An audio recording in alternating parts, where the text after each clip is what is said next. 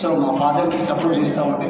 So అట్లాంటి సిచ్యువేషన్లో మేము ఇట్లా స్కూల్కి వెళ్ళి చదువుతలేము అనే ఒక ఆలోచనతో మా ఫాదర్ ఇక్కడ పిల్లలు ఉంచొద్దు అనే ఒక ఆలోచనతో మమ్మల్ని హైదరాబాద్ తీసుకురావడం జరిగింది.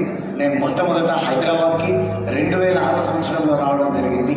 సో నేను నా స్కూల్లో 7th క్లాస్ వరకు కంప్లీట్ చేశాను. సో అప్పుడు చాలా ఇబ్బంది, అంటే ఎన్నో బాధలు. హైదరాబాద్ రావడం, నేను మా మదర్ మా ఫాదర్ ముగ్గురం కూర్చొని షాప్లో ఫుడ్ సేల్ చేస్తూ మా జీవనాన్ని సాగించేవాళ్ళం. వాళ్ళకి తగిన పని ఇక్కడ హైదరాబాద్లో దొరకకపోవడం, సో మళ్ళీ వారు మమ్మల్ని నన్ను మా బ్రదర్ని ఇంట్లో పెట్టేసి ఒక రూమ్లో పెట్టేసి వాళ్ళు మళ్ళీ విలేజ్కి వెళ్ళిపోవడం. సో అక్కడ మళ్ళీ అగ్రికల్చర్ని మళ్ళీ కంటిన్యూ చేయడం జరిగింది. సో ఆ తర్వాత నేను మా అన్నయ్య ఇద్దరం కలిసి ఒక బ్యాచులర్ రూమ్లో చిన్న రూమ్ తీసుకొని బ్యాచులర్ రూమ్లో నా ఇంటర్మీడియట్ జర్నీ స్టార్ట్ అయింది. డిఫరెంట్ వర్క్స్ వెతుక్కోవడం మొదలుపెట్టాను. డాటా ఎంట్రీస్ చేయడం స్టార్ట్ చేశాను. తర్వాత ఫంక్షన్ హాల్లో వెయిటర్గా వెళ్ళి వర్క్ చేయడం స్టార్ట్ చేశాను. చేస్తూ కొంచెం పాకెట్ మనీ రెడీ చేసుకుంటూ నా ఇంటర్మీడియట్ కంప్లీట్ చేసుకున్నాను సక్సెస్ఫుల్లీ. నడుస్తుండే లైఫ్ అంతే తప్పిస్తే సో అంత రిచ్ లైఫ్ అనేది అయితే ఉంది. సో అట్లాంటి సిచ్యువేషన్లో నాకు చాలా ఎక్కువ డ్రీమ్స్ ఉండేవి.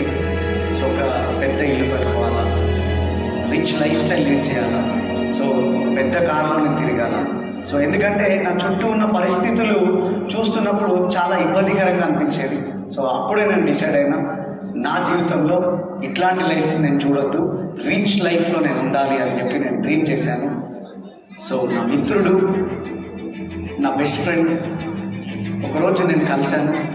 వాడు నాతో ఒక మాట అన్నాడు, అరే ఎవరు నిన్ను నమ్మినా లేదో నాకు తెలియదు, కానీ నీ మీద నాకు నమ్మకం ఉంది, నువ్వు స్టార్ట్ చేయరా, నేను నీకు హెల్ప్ చేస్తాను. సో అని చెప్పి ఒక 5,000 రూపీస్ నాకు అతను ఇవ్వడం జరిగింది. సో ఆ రోజు నేను బిజినెస్ స్టార్ట్ చేశాను, ప్రెస్టీజ్. సో ఆ తర్వాత నా జీవితంలో ఒక మ్యాజిక్ జరిగింది. సో నా జర్నీ అట్లా స్టార్ట్ అయింది. నా ఫస్ట్ మంత్ ఇన్కమ్ ప్రెస్టీజ్ నుంచి 164 రూపీస్. అందరికి చెప్పలేదు కాబట్టి నేను ఏం చేశానంటే నా వాట్సాప్ స్టేటస్లో పెట్టడం జరిగింది.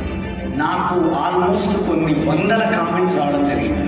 ఒరే నీ ఇంట్లో ఒక పెద్ద డ్రీమ్ హౌస్ కావాలన్నా కదా, ఈ 164తో అది తెచ్చుకో, ఈ 164లోనే నీకు నచ్చిన జాగ్వార్ FS తెచ్చుకో, ఈ 160లోనే ఏమైనా డబ్బులు మిగిలితే మాకు పార్టీ కూడా ఇచ్చేసాయి అని చెప్పి ఎగతాళి చేసేవాళ్ళు, కామెడీ చేసేవాళ్ళు, నవ్వేవాళ్ళు. కానీ ఈరోజు వెస్టీజ్ ద్వారా నా లైఫ్లో అసలు మర్చిపోలేని రోజులు ప్రతి ఒక్కటి కూడా మేము వెస్టీజ్ స్టార్ట్ చేసినప్పటి నుంచి. ఎందుకు అని అంటే ప్రైస్ ట్యాగ్ చూడకుండా డ్రెస్సెస్ తీసుకోవడము. సో దాంతోపాటుగా నా డ్రీము, నా కళ నెరవేరింది. ఈరోజు నా ఓన్ థియేటర్లో నా ఫ్యామిలీతో నేను అద్భుతమైన సినిమా చూస్తున్నాను, బీభత్సంగా ఎంజాయ్ చేస్తూ ఉన్నాను.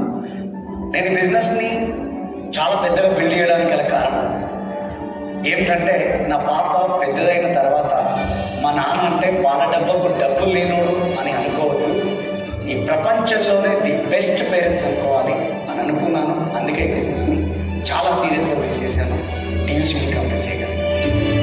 సో ఒక సాధారణమైన మహిళలు నా వల్లనే జరిగినప్పుడు మీ వల్ల ఎందుకు కాదు, మీతో కూడా అవుతుంది. ఆయిలే మిల్కర్ కాంకర్. Hello friends, good morning. నా పేరు శ్రీనివాస్ వడ్డేమాను. Friends, and Shivani Vaddemanu. మేము వెస్టీజ్లో హైయెస్ట్ లెవెల్ DUCD లెవెల్లో ఉన్నాము with winning team combination, and we are so happy